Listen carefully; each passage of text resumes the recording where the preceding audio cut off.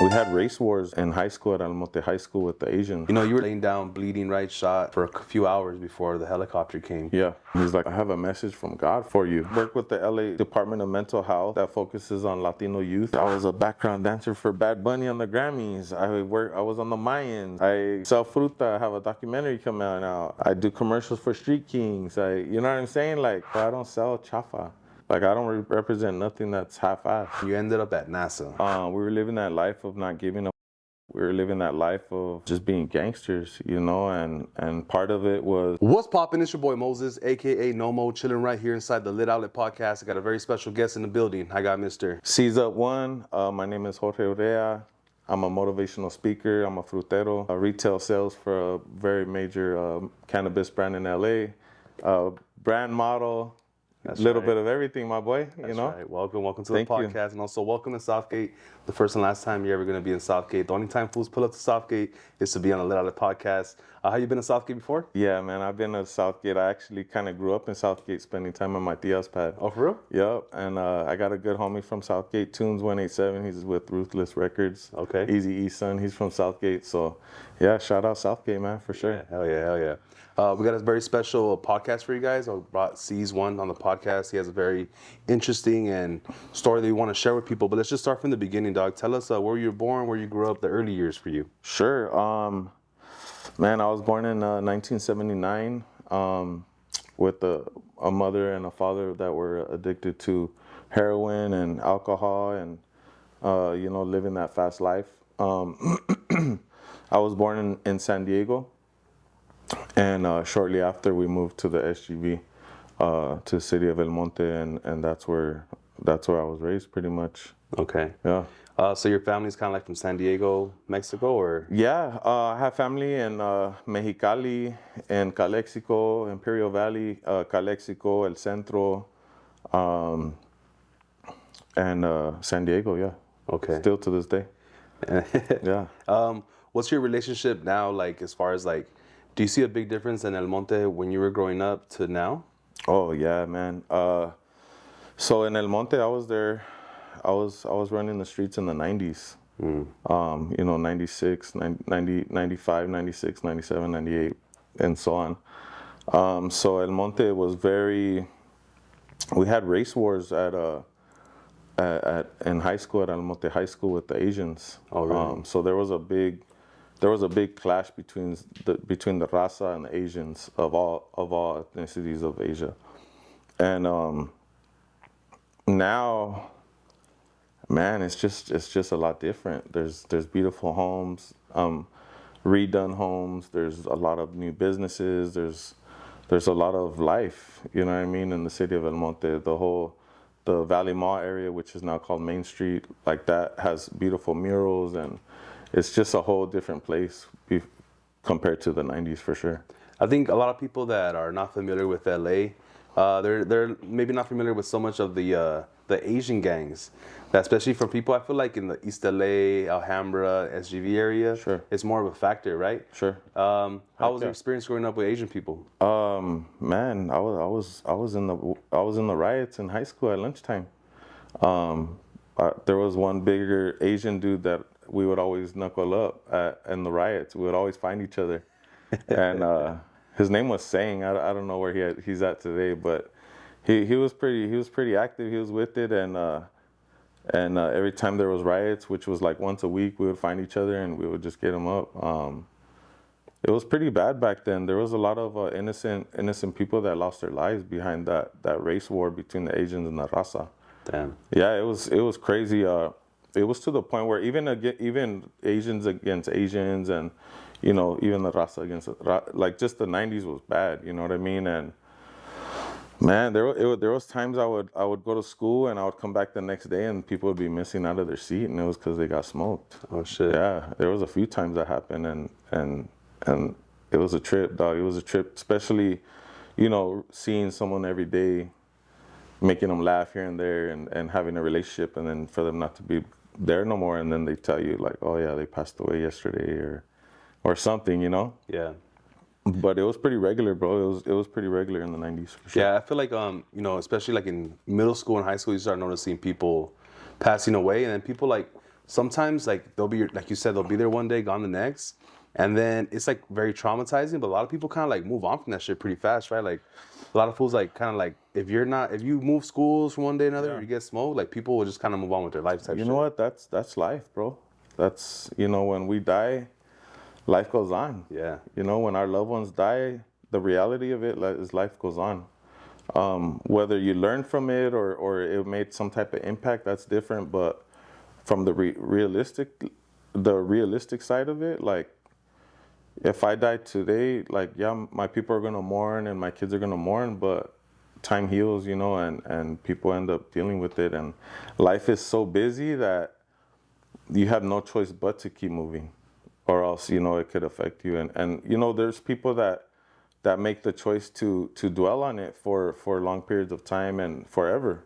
You know what I'm saying? Like mothers that lose their kids, they never heal from it, and it affects them, and it affects the people around them. So that's very important, man. Yeah, it's a real thing. You did mention that your parents were kind of living that fast life. At what age, how old were you when you realized that your parents were kind of living that lifestyle? So my dad got busted when I was 3, and he caught like a pretty extensive term in the feds. So after that, like my mom, she just kind of was busy working and kind of lugging me along to whatever she was up to, and I don't really remember too much until like probably like about 5 or 6, when we came and moved to the San Fernando Valley with my aunt, which is her older sister, and that's kind of like where I started remembering a little bit of stuff. But yeah, I probably don't remember a lot of things because it was probably best. Yeah, for sure. traumatizing. For sure. You were pretty young when you got your first, well, I don't know if it's the right term, but like institutionalized, right? Yeah. Tell us a story about the first time. So my institutionalization experiences are a little different from, being busted and going to prison and all that stuff. My background in the institutions is in mental institutions. From what I remember, like from the age of 9, when I was 9, I was just a real sad kid. I was kind of bullied a little in school. I was big, you know what I'm saying? I had a big ass head, big ass little panza, you know what I mean? I wore husky Wranglers, cuffed at the bottom with patches ironed on, and Sick. yeah, I was just, I was just trying to survive, and not having a dad and having a mom with some issues, life was hard, and I didn't really have anybody to turn to. So I don't know where I got it from or how it came about, but I just started threatening my mom that I was going to kill myself. And that carried over to when I was 10. She divorced my stepdad at the time, which is my younger brother's dad, who passed away a few years ago. But when she told me she was going to divorce him, like that's what kind of refueled the depression that I really felt, because he would, he coached me in t-ball. He showed me like some pretty important morals as far as being a man, and opening the door for the woman, and you know what I mean, like cleaning up after yourself, not leaving your plate on the table, like stuff like that, right?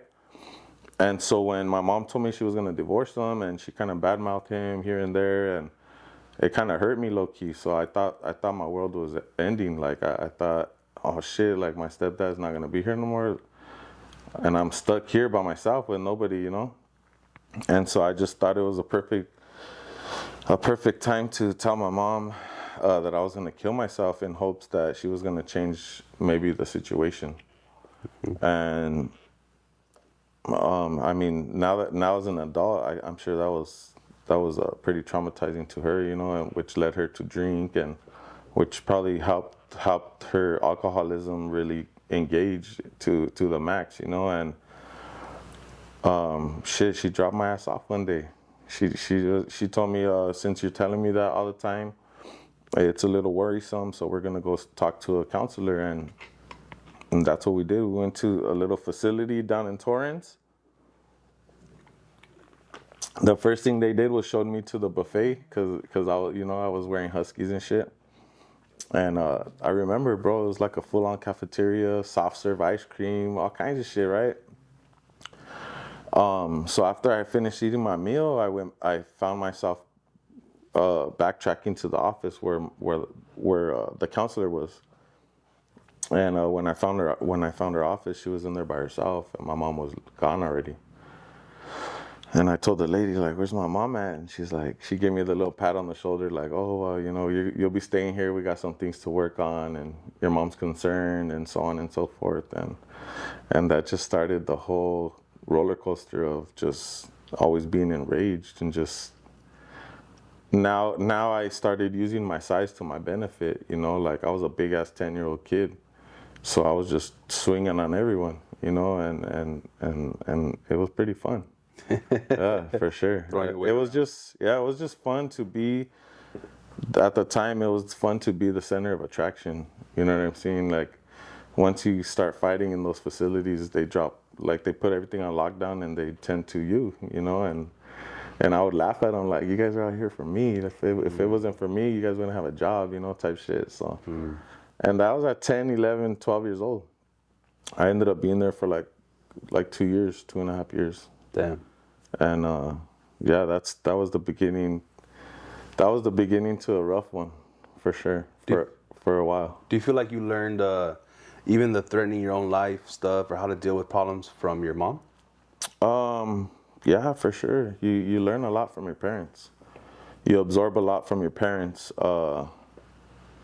And I seen her through some rough times, and I seen her want to kill herself. I've heard her, tell people, calling people, "I'm gonna kill myself," and you just kind of repeat what you learn, and that's why I thought it was so easy, because I thought by me saying that it would change the situation and maybe scare her to the point where she'll give me what I wanted, type thing, I didn't think it was as serious as being locked up in a mental institution and not taking my meds. I was on antidepressants and pretty much like tranquilizers, ADHD medicine, all that stuff, and that was for sure the beginning, and that's why I like to reach out to the kids that think that life's at the end, that think they can't make it no more, because that was me.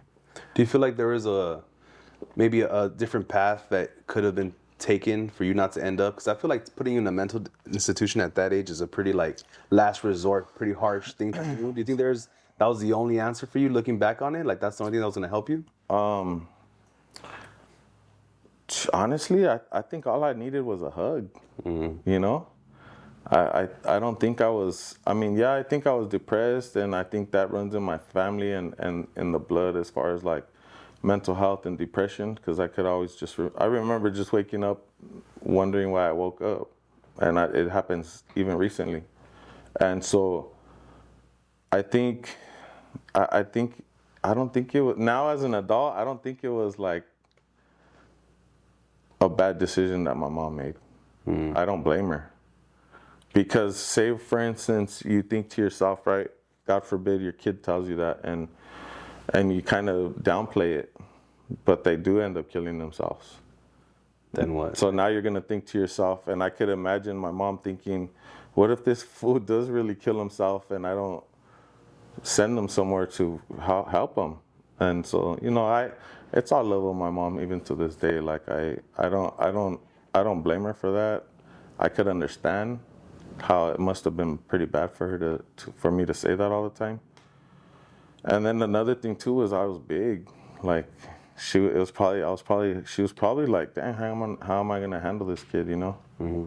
And so, yeah, shout out to moms, bro. Love her. She's chilling right now. Do you feel like you were there for 2 years? Tell me about your experience in there. Like, what are some of the things that you learned, or what are some of the daily activities that had to do? Shoot, I remember, man, there was some crazy stuff going on in there. My little dorm roommate kid, his name was Kevin. I'll never forget, and he was in there for lighting his sister's hair on fire while she was sleeping. Damn. Because I guess they had gotten in an argument or something, and that kid put me on to Guns N' Roses. He had a cassette of Guns N' Roses somehow. And shit, we used to just listen to that shit. And there's a song in there that talks about heroin. And I knew my dad was on heroin, and I knew my mom's history of that. So, because I was part of the therapy, right? So I would trip out on that music, bro, and he would tell me, like, he would be real into it, and he would tell me, oh, you know what it's saying, and I would just be intrigued, and I would just listen to Mr. Brownstone from Guns N' Roses just on the natch, and that was a crazy relationship, bro. Just knowing what he was there for, you know what I mean, like. But he was real cool. He had an issue with his eyes, where his eyes would like jitter when he would look at you. So people would make fun of him, and his sister, I think, made fun of him or some shit.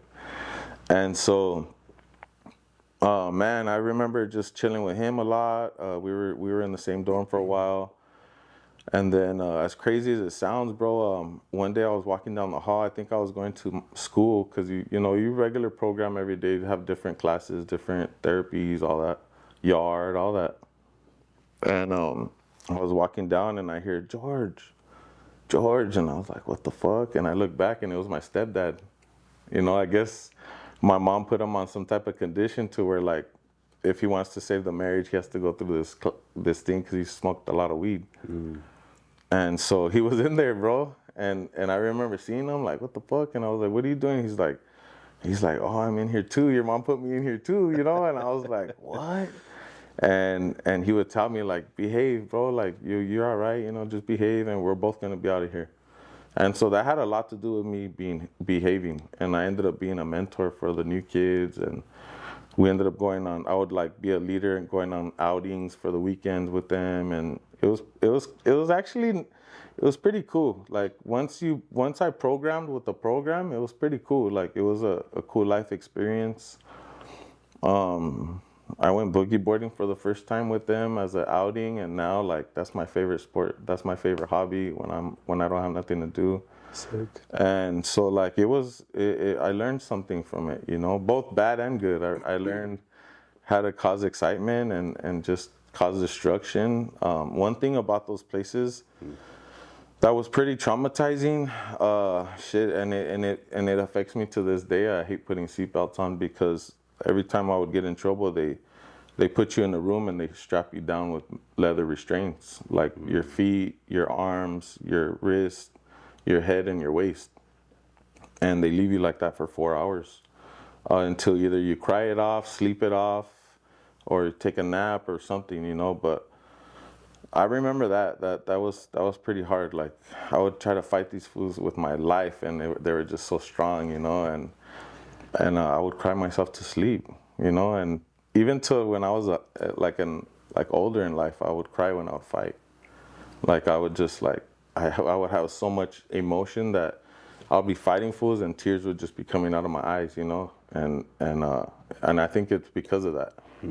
Like, and that's why I don't like wearing seatbelts, bro. I had so many seatbelt tickets in my life, and I wouldn't even go through the whole reason why with them, but it's because of that, bro. Like, I hate being restrained. That's in any way, for sure. Right after that, you guys went back to the San Fernando Valley, or you went to SGV? No, we were already in the SGV. Okay. We were in Norwalk, and then shortly after we moved to Baldwin Park. My mom rented a house there, and then rent got too much there, and then we ended up moving to El Monte. Okay. Yeah, and then by the time because I did a lot of like homeschooling and stuff like that, just because I had a lot of ADHD and I couldn't focus. I couldn't focus on homework. I couldn't focus on schoolwork. Like, I don't think I've ever read a book in my life because I can't focus. Till now, I can't watch movies because I can't focus. I can't sit there and just watch a movie. I gotta do something, Mm-hmm. And so, like, that shit, like all that from being at, the mental institutions and stuff, I think it all just was hand in hand with all the some stuff that I deal with today. A lot of people in our community, like Hispanic community, or people just, that live in the urban cities, like around this area, when you're young, one of the things people do, the easiest things to do, especially with liquor stores being around every corner, is to maybe like either smoke some weed or drink something to kind of numb yourself for that moment. Sure. That's something that you didn't do, right? I didn't do it. Why do you think that is? I was just scared of the effects of it because I seen I seen firsthand how narcotics and alcohol can flip the switch from 1 second to the next, from good to the worst ever. And I was always scared of drugs. I was always scared of drinking, and I already had like a hot temper, so I always thought that would fuel it, and so I had no problem causing violence with being sober. So that's what kind of would feed my high. Yeah, because a lot of people like say they're gonna go do something stupid. Like, when I was fucking around in high school, like I'll make sure I'm drunk before I go do this, to be numb. Yeah. You were just sober, fucking shit up. Sober. Hell yeah, I loved it. And that's kind of what brought me to the security field. Like I would work security on the weekends so I could fuck fools up, and I would be a medical assistant and a phlebotomist during the day, and then I would work at the Paisa Club at night and just cause chaos, and it was so easy. So I had up until like recently, I had to, not recently, probably like the last, I probably haven't had the need to like feed that urge probably for like the last 15 years to where like I really, something in my heart had just kind of switched, bro, and I just trying to do good, you know what I mean? Trying to do pure stuff versus having those thoughts of terror, you know what I mean? Yeah. You have, a lot of tattoos. Some of them are nice. Some of them are, obviously gang affiliated. Yeah. What led you down that path of joining a gang? Lack of supervision as a kid. I was always like the class clown. I was always like the bigger dude. I always kind of stood out. So I had a lot of friends, and those friends had family members from the hood, had brothers, had older siblings or whatever from the hood. So I remember we were just getting caught up in a lot of hood shit. So that led us to backing up the hood. And then, shit, on an Easter Sunday, I was with the homies at Lake Park, and they're like, you know what, we should just jump you in because you already might as well, like we're all here, And I was like, fuck it, let's do it. And it was just love, bro. It's really real when they say like you find that love in the hood. I didn't have it at the pad. My mom was always gone working, and if she was at home, she was getting faded with her friends or something. So I wasn't really wanted at the pad, being all up in the cheese mess. So it was like, go with your friends, and my friends were from the hood or some type of thing where we were end up doing this madre at night or something. Mm-hmm. And so that's how it started, bro. Like, it wasn't like, oh, I want to be hood famous, or it just kind of gradually we just kind of put ourselves in that position. Damn. Yeah. Did you end up finishing high school? Nah. No. To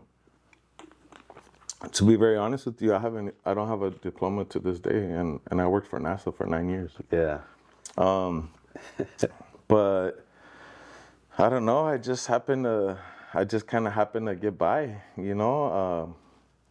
One of the missions that I have, pretty in the near future is I want to hold a class with some knucklehead kids that don't get it, and I want to also get my diploma with them. Like, I want to work shoulder to shoulder with them, maybe rent out a class somewhere and work as a group to get in it. So I'm saving it for something that's gonna be pretty bomb. But I definitely got to get something, GED or something for sure. But it's not on the priority list, to be honest with you, which is so bad to say. We're eventually gonna get to the part where right now you have the business pushing fruits and stuff like that. Were you young and into food already? Because I feel like all big boys, we're all into food, mostly eating it though, right? Where do you feel like your love for food started? Well, I grew up with women, so I was either watching my mom cook or helping her chop for dinner, or I was helping my grandma cook, or I was helping her make breakfast or whatever. Breakfast is probably my specialty, I'd say, for sure. But all my culinary stuff, it's all just from watching my grandma or watching my mom, and then just kind of using my imagination to put a little twist on it here and there. Sometimes it's good, sometimes it's not. So yeah. Yeah. Was there ever things like that happened to you, like growing up, maybe being like, you know, a teenager or your early 20s, that looking back on it, you feel like maybe that was a sign to stop, but you didn't? That was like maybe a traumatizing event? Shoot, yeah. Right before I went to the mental institution, I got hit by a car while I was riding my bike. My stepdad and my mom bought me a bike for Christmas, and the first thing they told me was, don't ride in the street. And there I go, riding in the street, and some dude hit me. Boom. I flew like 50 feet. I fucking peed on myself. I remember laying in the street and I was all wet, like, oh hell no, I peed on myself, you know. And you know, sometimes I think back and I'm like, man, I think that was God telling me to slow my roll, even at that age. You know, I just didn't really care about authority or anything or anybody. Yeah.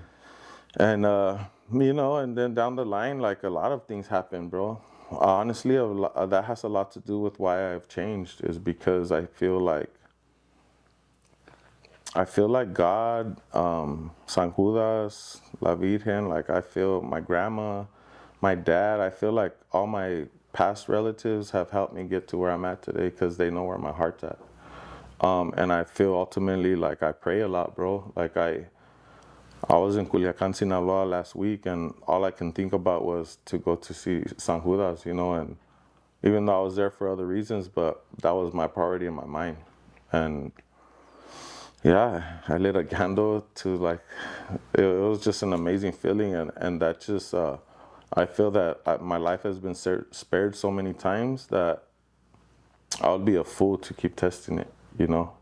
And therefore I choose to live as pure as I can, even though, you know, I have hiccups just like everybody. I'm not perfect, you know, I'm still me, you know, but I try to stay as busy as possible so I can get past that trouble, you know what I'm saying, just to get to the next day. Yeah. Everything's day by day, bro, you know, and that's what I tell the youngsters, you know, I'm on this mission just like they are, and it's hard for me too, but we could get through it, you know. It takes a little extra time for us because, you know, we're not the same as the regular person. You know, we got the odds against us. And I'm talking as far as Latino men, Latino youth, Latino gang members, Latino kids that have mental illness. Like, we're against the ropes. And so I think I'm living proof to them to not give up. And I take that to heart, bro. And that's what keeps me going. And that's what keeps me from being in trouble, is I don't want to let the people that are watching me down. Dope. You know, in the Latino community, especially nowadays, everywhere you go, you see a shirt with the Virgen on it, San Judas and stuff like that. Maybe some people aren't familiar with that specific saint. Yeah. What does Saint Judas represent, or what does that mean to you? So San Judas, to me, and what it represents is that he's a saint to those that are helpless, those that are on the verge of giving up. You know, he's the one. He's like the messenger to God that says, "Hey, check out homie right here. He's really going through it." You know, and he prayed to me to send this message to you and let's help him out. You know, desperate measures. And sometimes, you know, when we're in a desperate situation, we pray. And when I got shot 5 times and in the desert with my brother next to me dead, those are desperate measures, and that's really when I asked God to help me, and he did, and now I'm paying it forward. Crazy. Hell yeah. How do you feel about them being on like shirts and being cool? Like, do you feel like, you know, as far as it being the style, yeah, like being cool to pray to him? it's cool. You know, I like, again, going back to the shooting, because that was the beginning of my life-changing experience. I was praying to everybody. I was praying to my grandma. I was praying to God. I was praying to San Judas. I was praying to everybody out there willing to help me, to be honest with you. And that doesn't happen too often. I've been in situations where, you know, yeah, I prayed to get through things, but it wasn't that serious, you know. Mm-hmm. So I you know, I just believe in just being cool, being good to people. So you did mention you laying down in the desert, being shot next to your brother who eventually passes away. Walk us through that experience, that story. How did you find yourself there? Shit, I was just we were just living that. We were living that life. We were living that life of not giving a fuck. We were living that life of just being gangsters, you know. And part of it was to go represent the hood in Las Vegas at the Lowrider Super Show in 2004. And we had some homies that were out there already, but since we were working, we were kind of on the late train, so we ended up going later. And man, we went through everything to get there, and there was a lot of stepping stones that were put in front of us for us not to go, and we pushed it. We pushed the issue, and I feel that unfortunately my brother, you know, that was his destiny, because we ended up going, even though there was some hurdles that happened that day that should have told the normal person to not go, and they would have listened, right? But I think, you know, a lot of times, you know, when that first happened, when people would tell me things happen for a reason, it would enrage me, and I would want to fight, and I would diss you, your hood, your mom, everything, because it was just hurtful to me. But now, you know, that's why I dedicate a lot of stuff to his memory, is because I feel like he sacrificed his life for the better of mine, you know, because we were both in the dogfight for our life, bro. Like, we fought a couple dozen people. We fought a crowd of a couple dozen people, just me and him, back to back, shoulder to shoulder, and we were fucking fools up, bro. And it's just unfortunate that you know, a firearm had to be used, and it took a good person's life, you know. But and I promised him, since the time that I was laying next to his body, that I wouldn't let him die in vain, you know. They just released a documentary on me from First We Feast. It's called Food Heroes. And the only reason I did that documentary was because they agreed to publish his name at the end, and it said, you know, that it was in his memory, and I was all for it. Like, that meant so much more to me than the whole documentary, was just to see that at the end, you know, because that's why I'm fighting this fight for him. And so his kids look up to me. They hit me up like, damn, Theo, I see you doing it. Like, keep going, you know. His son's gonna watch me speak on March 16th. I'm gonna speak at Almani High School for a probation program called Torch, ran by the Almani Police Department. It's my second time speaking there, and the whole purpose is to show these kids that you don't have to chalk it up as a loss. Like, life is worth fighting for, and I'm perfect example, you know. And so it's a trip to see the circle, you know, coming in full. Because that's what I kind of live for, is so his memory's always present, you know, and it's happening. So it's pretty cool. You know, I've watched a different podcast where you kind of go into detail as far as like what happened that night. You know, you were laying down, bleeding, right, shot, for a few hours before the helicopter came. Yeah. Looking back on it, or maybe right after that, did you ever have to fight with, like, why not me? Why him? Oh yeah. Why am I the one still here? You know, any, like, I guess, survivor's guilt you have to deal with? Daily till today. I feel bad for the fact that, you know, he has grandkids that he can't see, that he's not here for, and family. His kids were everything to him, and back then, my kids weren't really that much to me. You know, and it's sad to say that, but that's just the reality of it. They weren't my priority. I was starting the divorce process, therefore, you know, I was a man from a hood, and that was my priority, was being in the city and being on the streets versus spending time with my kids at the time. And so after he died, bro, like, I battled with a lot of what ifs, because I suffer from depression from the gate. So now, when I was 10 years old, my mom said she was divorcing her husband, my stepdad at the time, and I felt like my world was crumbling, right? Because my best friend was leaving, which led me to be dropped off at a mental facility. Now, fast forward, you know, 20-something years, and my best friend left me. You know what I'm saying? The person that, man, me and him went through so much stuff together. And had good memories, bad memories, like just memories, and a lot of those memories were us causing terror. We would always talk to each other, and we would tell each other we would never like turn our backs on each other like a lot of people do. We always kept it gangster with each other, and I kept my word, and I know, even though like a lot of that guilt comes because when he was finally resting in the position that he was in, he didn't see me because he was facing the other way. So when he laid down, he was facing the other way, which that right there hurt me so much because I always felt, and I still carry the fact that I feel like he died alone. You know what I'm saying? Whether he heard me or not, I don't know, because I was talking to him and screaming for him when the shooting was happening, because I got shot first, and I was telling him to get down and all that. But in my mind, that was a lot of my survivor's guilt, was the fact that I always felt like he might have felt like he died alone, and that's something that I would never let happen. You know what I mean? And I didn't. But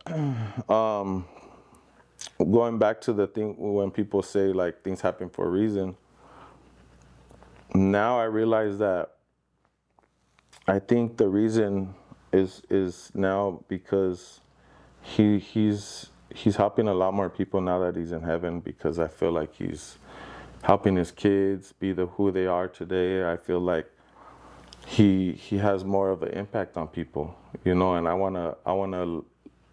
want that to be full blast, and that's why I do the stuff that I do in his memory, because he's the front runner. He's the reason why I'm here right now. Straight up. Like if he didn't die and we were still up to the things we were, like I probably would have been a worse person.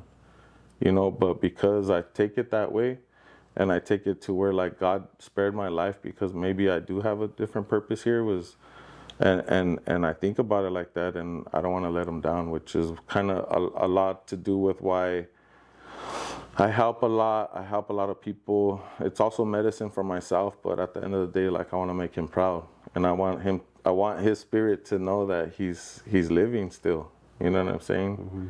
Like he didn't die for something stupid like that night. You know what I mean? You were on your way to the Las Vegas Super Show. Was it hard for you to start going to those kind of events after that? I don't really go to those events. Since then? I don't really go out a lot. You know what I'm saying? And if I go out, I'm steady smoking. I'm back to back out. I go to a lot of, or when I do go to events, you'll probably see me rolling a leño on my hand because I'm constantly smoking, and that's what gets me to be social with people and take pictures like I like to do it, but it's just hard when I'm around a lot of people. I'd rather be at home with my dogs, and I don't really like going to large events like that, because nowadays, bro, the fact of the matter is, like, you just don't know, and I'm good. I've been shot 5 times.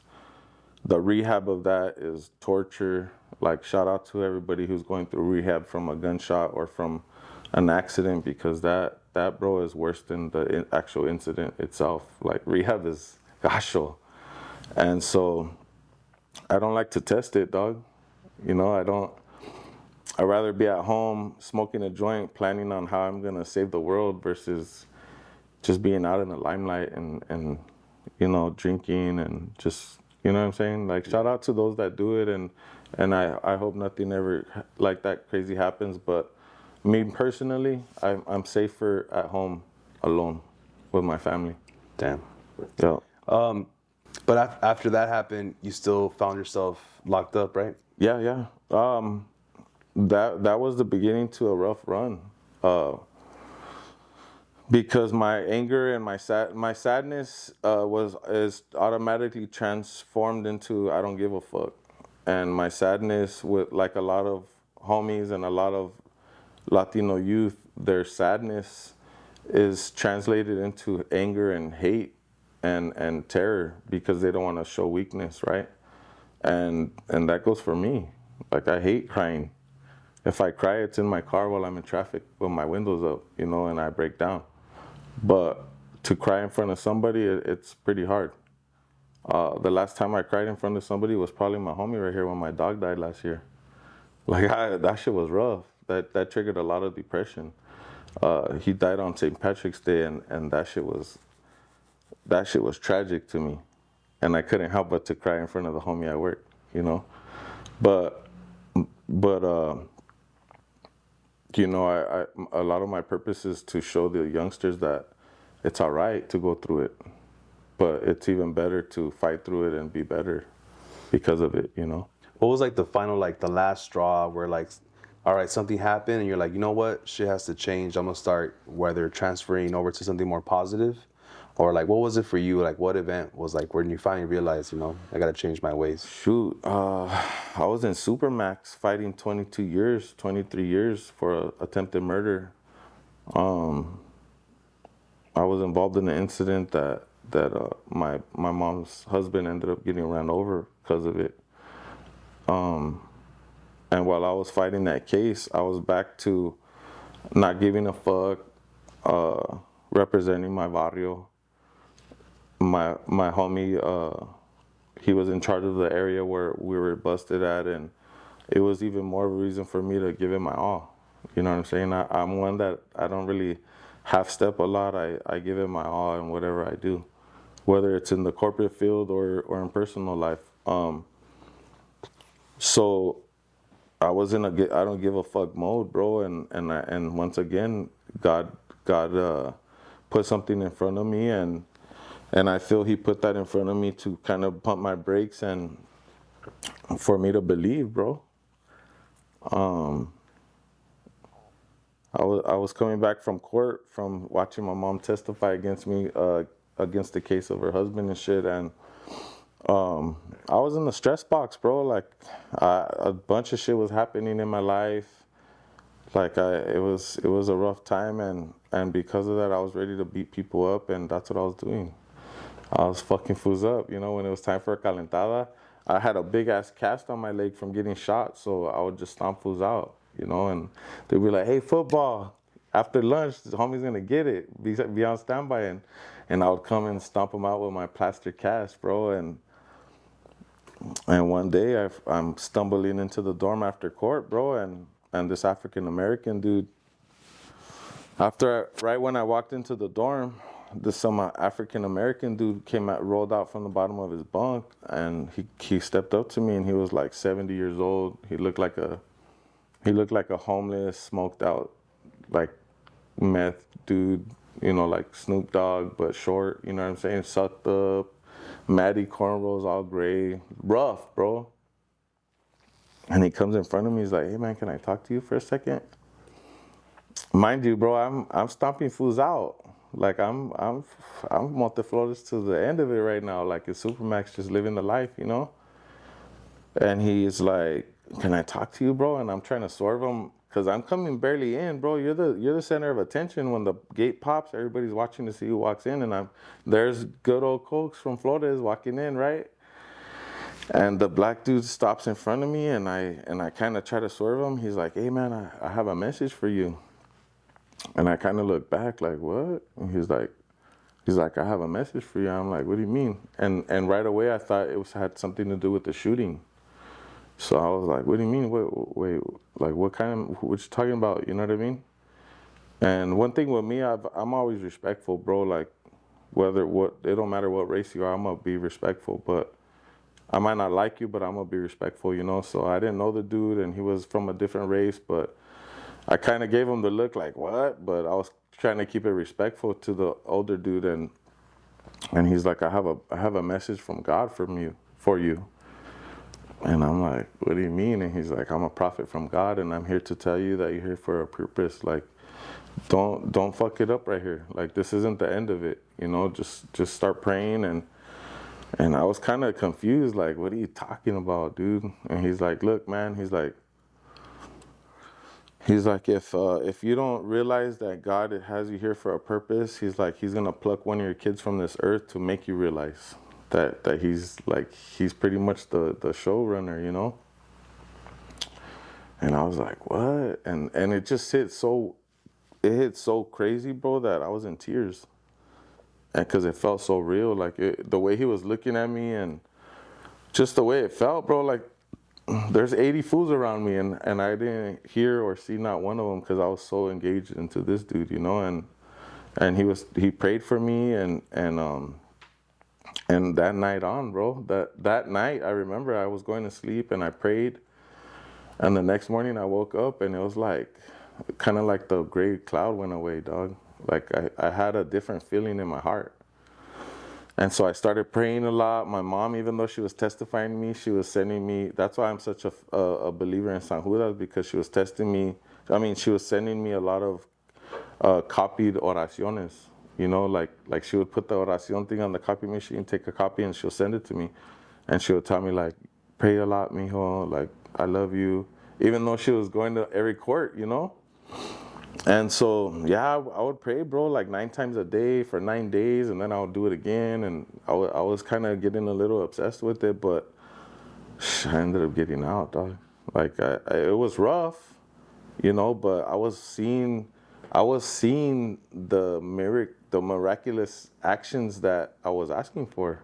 It was a trip, dog. Like, even though I went through like a homeless time after getting out, I just remember always thinking like it's gonna be all right. Like, I wasn't on drugs, I wasn't drinking, I was doing a lot of thinking, and I remember like I just would tell myself like, keep going, like go with the flow, you know. And everything that I was doing, like I was completing it. My expungement, I did it myself. It got granted. I got a job, like I excelled in that job, and I just kept going with the flow, bro. And I ended up in NASA. And that was another, like, there's no reason why I was working at the Jet Propulsion Laboratory other than God placed me there. It's a fucking trip. But part of that story that always trips me out is that as soon as you were done talking to that older guy, which is, first of all, you know, if you know about being in county jail, usually it's segregated by race, right? Sure. So having a black guy come up to you at Supermax and talk to you, that's the first thing is like, what is he doing there, right? But I think you also mentioned something where like you went back to your bunk and then you asked your homie, like, hey, did you see me talking to this fool? Yeah. And what did your homie say? Yeah. So I went back and I was kind of like I was kind of scared because what he told me, and I was crying, bro. I was a gangster crying walking to my bunk, you know, and trying to clean myself up. And when I got to my bunk, the homie was upstairs on his bunk, and I was like, hey, fool. I'm like, you see me talking to that tinto, you know? And he's like, nah, what are you talking about? I'm like, fool, what do you mean? I just came in and I was talking to this fool like an hour, dog. He's like, nah, I thought you just came in. I'm like, nah, bro, there's that fool over there. Look, and I went like that, and I pointed to his bunk, and it was none of his stuff was there. It was like he squeezed out of the bars and bounced. And the door didn't pop back open because they only opened it for us to come in. So when I pointed it to him and that happened, that's why that night when I prayed, it was a different feeling. Like it was proof to me that it was God, right? And because of those things, like I don't take them for granted. Like I am going with the flow. I'm going with what is supposed to happen. Do you think like the people in that dorm saw you walk in and go straight to your bunk, but to you, like you kind of like transcended space and time for like an hour or however long you were talking to them, like you just went to a different place?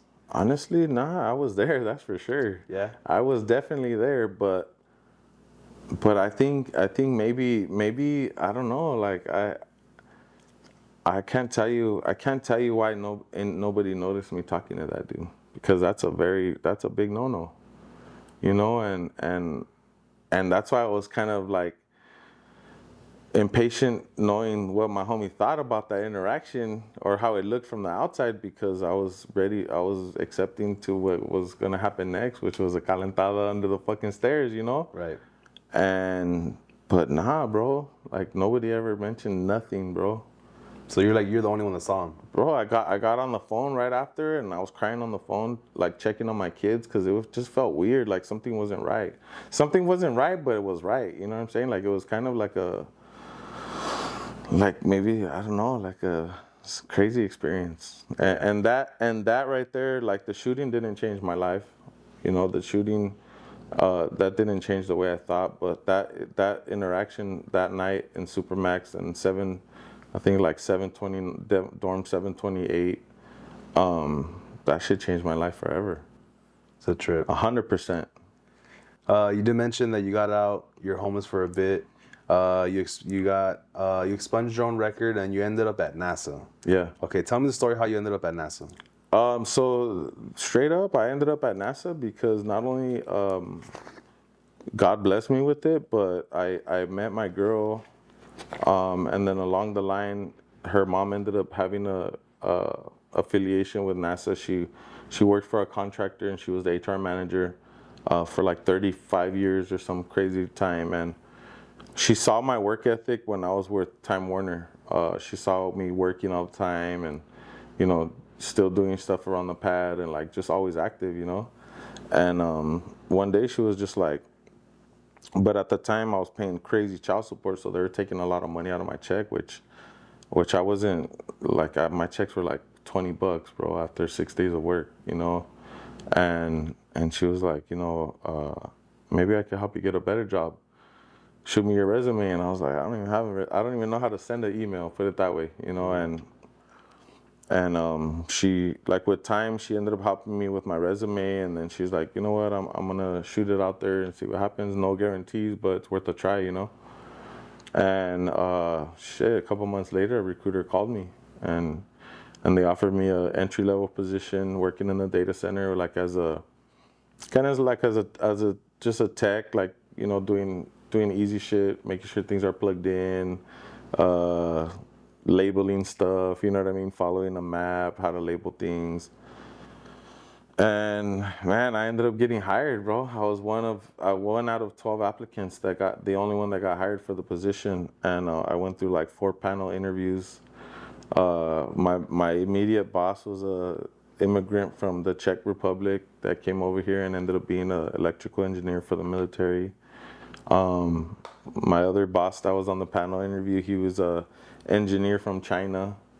Shout out to Jim, man. Jim Chu, that dude believed in me. Like, even being, from China and being strict and very smart, almost borderline genius, he saw the drive that I had, and he saw my work ethic, and he kind of mentored me along the 9 years, bro. To this day, I called him the other day, and I was telling him what's up and stuff, and just being able to reach out to someone and feeling the love, like that's pretty bomb, and it's because I gave it my all. So you say you started at like a entry-level position. Throughout your 9 years, did you like, get moved up and have different things? Like, I want to know what the fuck you were doing at NASA. Yeah. What was your day-to-day job? Hell yeah. Working on rockets and shit. Like, well, how was it? To be honest with you, the first 3 years I didn't do shit. I was in a room, making sure no alarms went off, and if an alarm went off, I would call the person in charge for that. So I legit didn't do anything, bro. I had while I was on shift one time, I had an interview with what's that dude from Kiss FM? Ryan Seacrest. I had so much time on my hands, bro. I did a full interview with Ryan Seacrest while I was working. Crazy, right? But and that's pretty much. I was in an enclosed area with top secret clearance, government badge, the whole 9 yards, and they felt that's what my position was. And until Jim was like, dude, aren't you bored in here? And I was like, hell yeah, but I'm just, I'm doing what I'm told. So he started seeing that I wasn't giving up. A lot of fools quit, bro. Like, that shit, that's boring, But my thing was like, I'm working for NASA. Mm-hmm. I'll clean the toilets if I have to, but I'm working for NASA, And there was a lot of times I wanted to quit, bro. It was boring, but I would look at the big picture, bro, and I would look at the blessing at hand, and I would look at the fact that if I quit, I would be letting someone down, bro, because I didn't get there on my own. You know what I'm saying? And that's one thing I never would do, because people did that to me a lot growing up, is letting me down. So I always make sure I don't let nobody down, whether it's if they gave me an opportunity or whatever. Like, I take off on that. You know what I mean? Like, I excel, bro, and it's mandatory. And if not, then there's an issue. You know what I'm saying? But while I was with NASA, bro, I ended up being a lead of a whole data center management team. I had 4 guys under me. I would be the one that would go out to Las Vegas and work remotely at our remote location. Because in California, if there's a catastrophic earthquake and everything goes off scale at the Jet Propulsion Laboratory, everything's backed up in Nevada. So the information doesn't get lost. Like the connectivity might lose a little bit, but the information's still going. So I would be man, it's a trip, bro. I would go through like top secret facilities, fingerprint, badge, all that pedo. And I'm just a gangster from El Monte, bro. But because I never wanted to let anybody down and I wanted to excel in everything I touched, I found myself like at a pretty high position for working for NASA. Where's that facility at? Like, is it close by? Jet Propulsion Laboratory, it's a prestige company, bro. Everybody from around the world wants to be there. Yeah. And it's right here in Pasadena. Damn. Yeah. That's crazy, dog. I would be feeding the deers gummy bears, bro, at the facility, bro, and I would just trip out like, what has life gotten to, you know? And because of that, bro, like that, I just use that as motivation for the youngsters, dog. Like at the end of the day, bro, why the fuck am I at NASA? You know what I'm saying? And why can't you be there? Mm-hmm. And especially if you want to do that. I didn't want to do that. That was a card that was dealt to me and I just took off with it, you know? I didn't even know about that place until I got hired, bro. Yeah, I've never heard of it. That's a trip. Were you the only homie there? Like the only fool tatted up and like, you know? 100%. Yeah? Yeah, man, I had to earn and really work for a lot of friends there, a lot of trust, a lot of elbow space, bro, because for a long time, I know for sure people were watching me, whether it was in the cameras or something, but I was definitely the only gang member there. I was definitely the only Latino with tattoos. And I only met one other person from El Monte that worked there, and he was like some top engineer. Shout out to him. Sick. He graduated from El Monte High School, and he just became like a sick ass, like spacecraft something, bro. and I remember running into him on campus, and I was like, "Hey, you used to go to Almani, huh?" He's like, "Hell yeah." He's like, "You too, huh?" And I was like, "Yeah." And he kind of congratulated me because he's seen a couple projects that I did, and I congratulated him on being in the position he's in, bro. And I told him, shit, keep doing it for Monte, you know, and he's still there today. What made you want to like separate from NASA, or what happened there? I just felt like the excitement burned out. I ended up feeling like it was a waste of my life. Because towards the end of my career at NASA, I was pretty involved in the acting industry. And I was getting called for a lot of jobs, so which the excitement of the acting and the being bored at work, like I would do anything to call off work to do acting stuff, you know, or to be on set or whatever. And I think they seen that, and I wasn't a secret. Like I would tell people like, "Oh, where were you, George? Shit, I wasn't here. Like I was like way far from here." You know what I mean? Like, cause I was just fed up, dog. Like, it ended up being a lot of racial stuff at the end. Like, some dude that's still in that department, he would put like Goya refried beans on my desk. He would put serrano peppers on my desk. And it was a lot of mind games like that to try to get me out of character. Well, he was trying to be funny, or was trying to be like real asshole about it? No, he's a dick, bro. Yeah. To this day, he is, bro. Damn. Yeah, I still talk to people and I'm like, "What's up, that lame?" They're like, "Oh, he's still with the same face." So he's just an unhappy person, you know. And he's a white dude, and he hated the fact that I was loved, and still am. You know what I mean? Like, I could go in there right now, bro, and they would leave the conversation with him to come fucking high five me and give me a hug any day. Hell yeah. Because that's the kind of impact I have on people, and I'm just be cool, dog, you know? So right after NASA, what was your next move? I got laid off from NASA, bro, and it was a blessing in disguise. I was about to walk out of there any day and just lose all that 9 years of time. And I was on set with this fool, a show that was on Hulu, with Frankie Quinones. Really good show. Yeah, That was a really good show. Yeah, I spent like 8 days on that show, doing extra work and background work, and my bosses were like, "Dude, where you at?" And I'm like, "Shit, I'm right here on set." "Oh, well, you have a job to do, this and that." And I was like, "I'll deal with it when I get back." I was ready to get fired, bro. Like I was literally trying to do anything to get out of that job because I felt like my time was being wasted. I felt like, and a lot of my people are like, "Damn, fool, you were working for NASA," and I'm like, "Yes, I get it, but that's not what I wanted to do. Like that's not what I wanted my time to be taken up with, and yeah, so I got laid off, and I got laid off right after COVID, and it had to do with like the budget stuff, and it's a nonprofit organization, so it's all privately funded, and they were doing a lot of cuts, so I fell under the cut, and it was on my girl's birthday, and I think February 23rd, it was 4 years that I've been laid off, 3 years something, but when they called me, they're all scared, bro. They're scared to lay me off because they thought I was gonna like go berserk or whatever. But I told the dude, like, "Why are you shaking, bro? It's all good, Because he was like, "Oh, can I have your work phone?"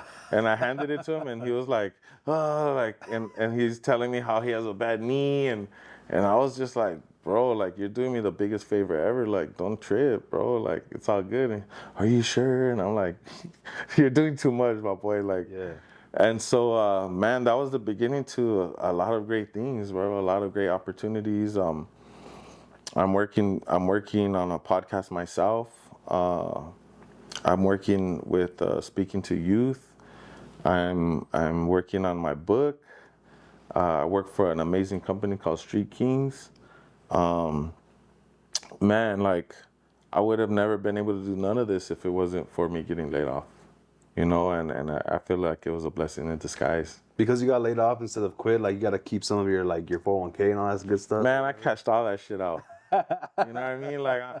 Like as ignorant as it sounds, bro, like none of that meant anything to me. Like none of that, bro. Like I cashed a lot of my 401k to save my dog's life. Like my dog was dying of cancer, bro, for 5 years, and I was prolonging it by saving him every operation. $5,000, $3,000, $7,000, like, fuck it, run it, save his life, and I don't regret none of that, bro. Tight. And another part of my 401k, I bought my fruit cart. Another part of my 401k, I bought my little pickup truck. So I got rid of a payment. Like I didn't want a monthly payment. I just kind of want to run my own program, dog. And that's what I'm doing to an extent. Like I run my own program with Street Kings to benefit Street Kings, and my friend who owns it, he understands where I'm at, he understands my vision, and therefore he respects me and he lets me do my thing, and one thing about me is I've never believed in shortcuts or half-assing anything. I used to get beat up as a kid by my mom for half-assing things, and therefore, I think he understands that, and we have that mutual respect to where I'm handling business. You know what I'm saying? And that's where I want to be. Tell me more about your fruit cart. Pushing Fruits LA, bro.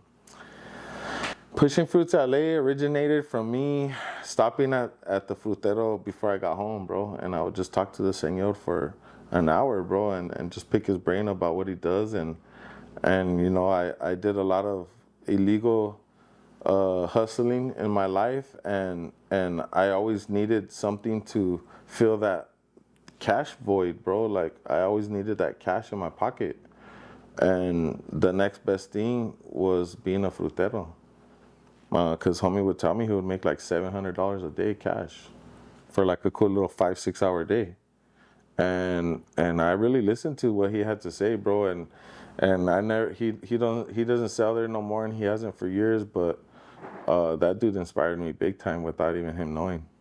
Like, and one day I just took a little loan out of my 401k, and I got my little brother. We headed to the produce district, and I fished around to see who had the information for me to go buy one, and it was hard. A lot of people thought I wanted people to work for me, and I wanted to buy fruit, abundance of fruit carts, you know, and finally I got the attention of some young dude that was helping at a fruit stand, and he told me where to go, and I went and I bought that shit. And if it wasn't for NASA, I wouldn't have bought that. I heard there's like, I heard there's a story, or supposedly there's like this like underground cartel of fruteros that like there's this one guy that owns all the frutero carts and sends out all the paisas to work for him, that he doesn't pay him good. Do you know anything about that kind of stuff? Shit, they probably thought I was that dude. Yeah. Because it was hard to get information on the manufacture of the fruit carts, bro. But you know what? I wouldn't doubt it. I don't know about the whole cartel part. I wouldn't go that far, but I'm sure there's some señores out there that have gotten feria working hard, whether it's frutero or paletero or elotero or whatever kind of tero they are, taquero, whatever. And they were probably smart enough to buy a few of them. And you know what? I think people get it a little bit twisted, because who's to say that's not enough for that person working? Like who's to say they're not feeling an abundance of blessing with what they're making here? Especially someone who just got here, right? Yeah, you know what I'm saying? Like that's a little bit selfish to think, oh, there's a bunch of fools that are pimping out the raza, you know what I mean? But like, who's to say? Unless you sit one of those homies down, a señor or señora, and be like, hey, ¿cómo va el rollo aquí? What are they paying you? Or if they're talking about like, $50 a day or some shit, then yeah, of course, then let's go talk to them. But, I don't really get into people's business that much, my boy. Like I have enough time and a hard time getting through my own, let alone snooping into, the other stuff. Yeah, because my reason for asking is like, if it is true, it's fucked up, Of course, but that's exploiting, and exploitation is fucked up all across the board, so whether it's anything. So technically, you're a street vendor. You know what? I'm a street vendor, bro. Yeah. I've always been whatever the product was, and it just so happens that in the last 7 years, I'm just legit. Like I'm just a legit street vendor, selling fruta, making people laugh, just satisfying people's cravings in the hot sun, my boy. Mm-hmm. And that's what I love, bro. Is just creating that and then watching it, like what, filming it or taking pictures or taking that bite, and they're like, man, that's the best. You know what I mean? Like, I take that to heart, bro. I don't sell chafa. Like, Street Kings ain't chafa. Like, I don't represent nothing that's half-ass. You know what I'm saying? And I take that home. I don't do nothing half-ass, my boy. So I have to bring up, right? Because the whole thing that's going on with the Justice A and Alex Enamorado. What is your take on that?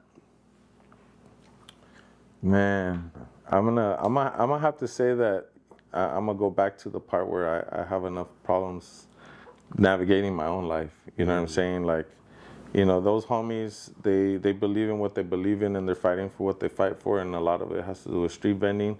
And shout out to them. You know what I'm saying? But I guess, in life, man, it's hard to say, because people can get all hurt, but sometimes you gotta pick your battles, bro. Like. I don't really know the details as far as, their court cases and all that, but from what I hear, they're kicking up a lot of dust, especially the main dude, and sometimes if you kick up too much dust, there's always a higher power, bro, and you have to fall in line with reglas, my boy. Like, as sad as it is, and as fucked up as it sounds, like, we all have to follow some type of authority. And when you push it, like, you got to be ready to expect what's to come, bro.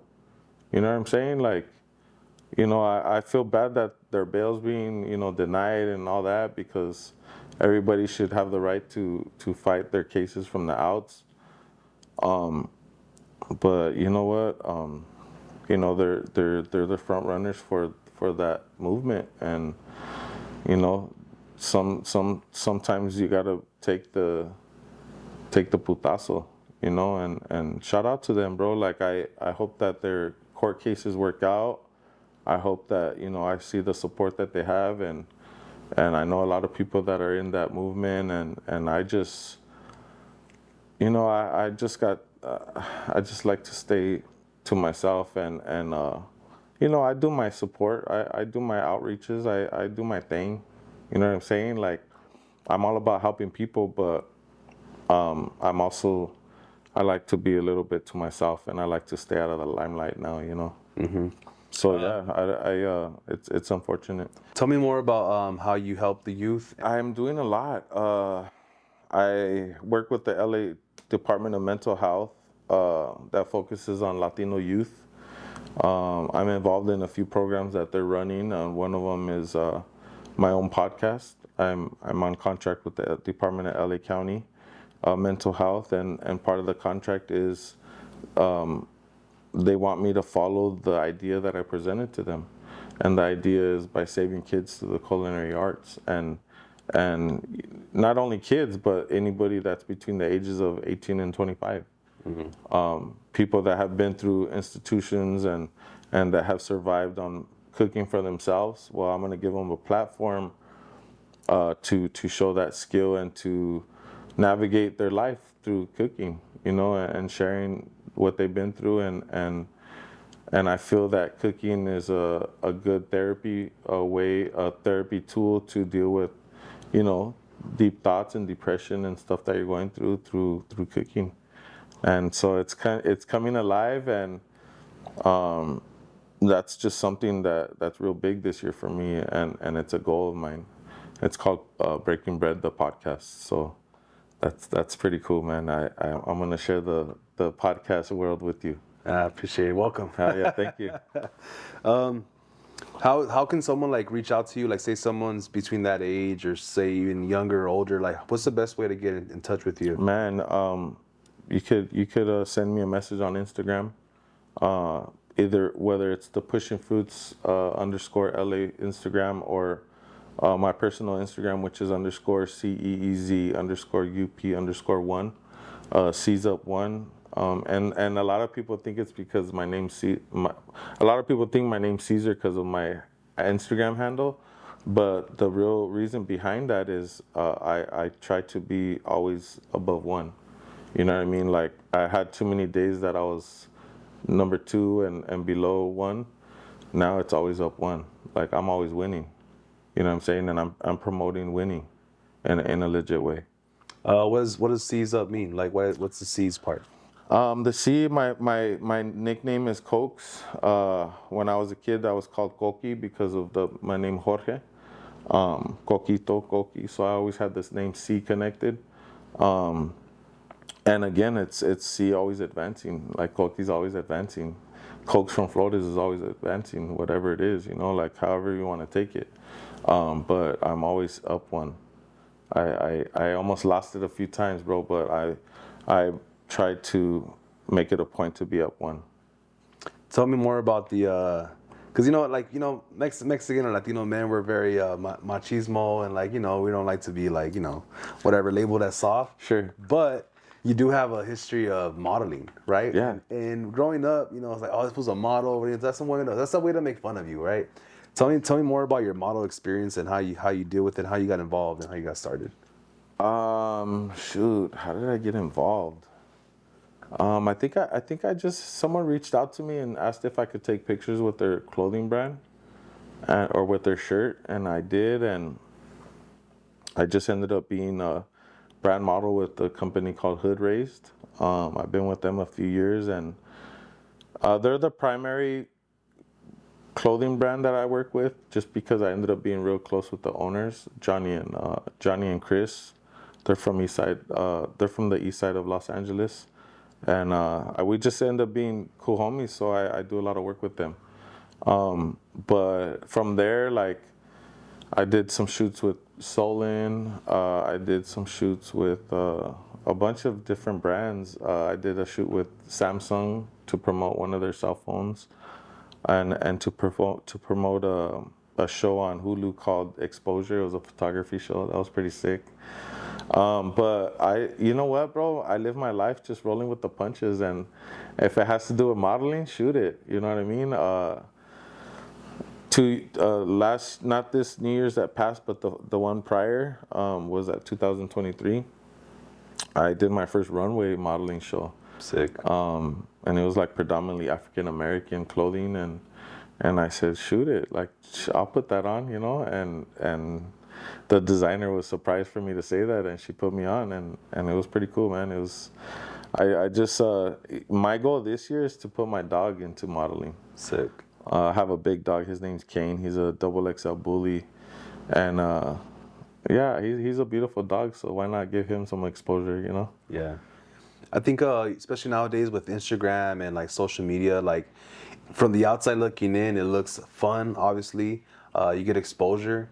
But would you recommend modeling or like maybe the acting, background acting as a legit way to make money and pay bills? Or is it more like a hobby for you? Nah, it's not. It's not a legit hustle to pay bills at all. A lot of it is donating your time. Donating your look for the exchange of sometime merch, or, you know, or as a favor for a friend or whatever. But the thing, I'm not too into the acting thing anymore because I kind of lost the interest and the excitement of it. I think because I went too hard in the beginning and I kind of just got bored of it. But what I do got to tell people that are looking to be in the industry of any type, like, you have to make sure that you're investing 100% of your time. If you're doing anything less, like, it's a waste of your time. And that's what I tell people that are like, oh, why aren't you from the street to the set no more? Like, are you beefing this, and that? And I'm like, nah, there's no beef at all. It's just that it came to a time where things were getting serious, and it was either you choose to go 100% or don't go at all. And I choose not to go at all because I had other things to do. I have motivational things to do. I have my own things to do, you know what I'm saying? And so you got to be invested 100%. Yeah. Acting is you always have room to evolve, you always have room to learn, and it's a constant practice of that art. And if you're half-assing it, you're going to get half-assed results. And you know, it was either I was going to go hard and be an actor and not do background no more and just go full on into acting, or I use that time that I would invest for that and to put it into myself and to put it into my own missions, and I choose that, and my family. How was it being on set for the Hulu this fool? It was pretty fun. Yeah. It's, you know what, I encourage all homies and everybody to give it a shot. Whatever opportunity that comes upon you, and hey, you want to be a background actor, take it. Like, it's a pretty cool experience. I've been on a bunch of sets, chilling with like actors like Frankie Quiñones and you know, other actors that you've seen on TV. I did a shoot with this fool, and surprisingly, I was in a scene with Tretch from Naughty by Nature. Sick. And that was crazy, you know what I mean? Like, you run into actors. I was a background dancer for Bad Bunny in the 2023 Grammys, and I was having lunch with Too Short, and that was crazy, you know what I mean? Like, just little things like that, like, kind of, it's miraculous, bro. Like, I never would have thought I would be doing that. So I just take it for what it's worth. That's it's kind of like side challenges right now for you. Like, for sure. Little trophies. Yeah, heck yeah. I'm just collecting them, and the purpose behind collecting them and just getting more trophies and collecting more prizes is so I could lay them out on the table for the youth, so they can see the proof in the pudding. You know what I mean? Right. Not to highlight homie, but so I can pave the way with facts. Like, when I was a youngster and people would tell me, oh, you know, don't give up and this and that, I would be like, yeah, for sure, whatever.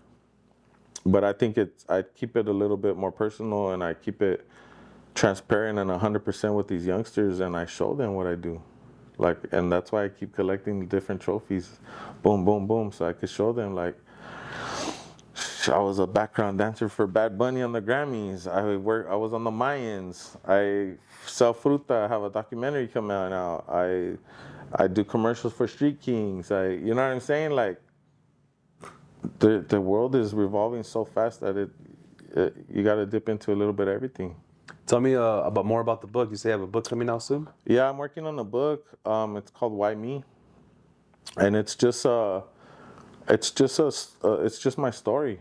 It's my story of redemption, of coming back from, from close to death experiences to overcoming, pretty bad depression and pretty bad suicidal periods of my time, of my life, and to where I'm at now, bro. And the whole thing is why I named it Why Me, because sometimes we're in desperate need of help, and sometimes we ask ourselves, like, why me? You know what I'm saying? And on the flip side, when things are going good for us, sometimes we could sabotage it because we don't feel that we deserve it. Therefore, we feel like, why me? Like, oh man, I got a record deal. Man, God, why me out of everybody? You know what I mean? And sometimes that could be the detrimental part of self-sabotage. So I named it Why Me, and I'm working on it, and I hope to release it probably at the beginning of 2025. Okay. Just because it takes a little time for me because of my focus issue. I can't sit there and write, so I'm doing like different methods, like voice to transcribing it onto paper and stuff like that. So, but yeah, it's there's a lot of stuff coming. I'm speaking with the Torch program. It's a probation program in the city of El Monte, ran by the Amani Police Department. They've invited me. This is the second time to speak to their. They have a probation class for the youngsters of El Monte and surrounding cities that if they get caught with like narcotics or something on school campus, instead of them catching a case, they have to complete a 12-week program, which is called Torch. And it's kind of like a boot camp / class activities. And part of it is they bring in different motivators, mentors, people that are doing positive that came from that. And so I spoke with the last class, and part of my giving back is at the graduation, I serve them fruta. So I pull up with my fruit cart when they graduate, and I hook them all up with a little plate of fruit and their families. That's dope. Yeah, so I'm going to do that again March 16th. It's a Saturday. I'm going to be there with the mayor of El Monte, with a few officers from the El Monte PD. It's their program. It's court ordered, so it's supervised by law enforcement, and it's pretty cool to not only to go back to the school that I'm from, that I got kicked out of in the 90s, and do something positive, but to really have an impact to these youngsters, bro, because I'm confident that they trust me and what I say, and what I have. They respect what I have to say, because I constantly tell them that I'm just like them, and I'm not far away from making a bad decision just like them. So I really believe in making them feel like I'm just like them, bro, because at the end of the day, we're fighting the same fight, and I don't really go into like the gang stuff and stuff like that, because I'm still from my hood. I'm still from that life, but I use it for leverage, so these kids know that you don't have to be a piece of shit to do something good. You could I embrace the fact that I'm still from my city, and I feel that it makes a bigger impact to these kids, bro, because I'm still loved. You know what I mean? And so that's my focus. My focus is to just really start saving more lives, whether it's feeding people or motivating people. That's dope. I want to say thank you for putting up to the podcast. Appreciate you sharing your story with us. Thank you, man. Let the people know where they can find you, or anything else that you want to share. Sure, man. Thank you for having me. I appreciate the invite and the hospitality. And man, if anybody wants to talk out there, or people are going through it, that you don't feel that you could make it to tomorrow, like hit me up. Send me a DM. I'm always on my Instagram. Underscore Ceez up one. It's underscore CEEZ underscore UP underscore one. Send me a message if you feel like like you just can't get through it. Like I'll get through it with you, and that's my purpose. So you can follow me on my Instagram for my Pushing Fruits. It's Pushing Fruits underscore LA without the G. So that's PUSHIN underscore PUSHIN FRUITS underscore LA. Perfect. So pushing. If you guys are still watching, make sure you guys rate us 5 stars on Apple Podcasts, on Spotify. Make sure you guys blow up the comments on YouTube, share and like. And like I always say, pull up, turn up, stay lit. Let's get it. That's right.